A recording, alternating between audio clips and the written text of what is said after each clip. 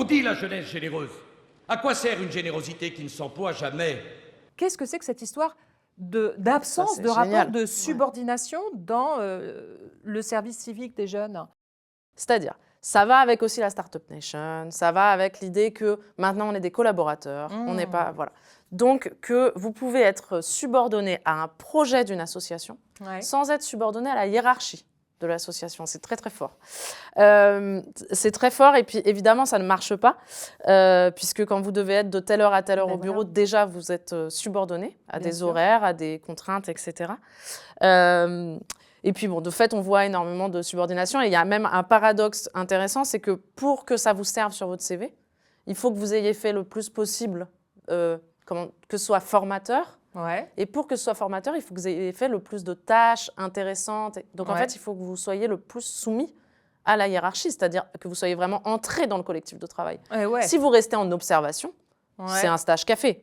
Oui. Ça va D'accord. pas vous. Voilà. Donc en plus, on met les jeunes dans une situation où ils ont vraiment intérêt à jouer le jeu d'être un vrai salarié, en vérité, parce que ça leur permettra peut-être de s'insérer. Et s'ils ne jouent pas le jeu et qu'ils jouent la non-subordination, de fait, il ne sert à rien leur service civique, pour personne. Enfin, Ouais, voilà. ouais. Alors maintenant, quand je constate qu'un jeune sur 4 qui fait la demande de service civique seulement est accepté, je me dis que le service civique n'est plus un droit, mais un privilège. Et donc, ce n'est pas acceptable. Mais c'est très important cette histoire de non-subordination parce que c'est ce qui définit aujourd'hui le contrat de travail en France. Bon, aussi la dépendance économique, le fait qu'on vous verse un peu d'argent. Mais dépendance économique et subordination, c'est une requalification en contrat de travail. Ah oui, d'accord. Donc si tout le monde avait réussi à prouver sa subordination, le service civique ne tenait pas.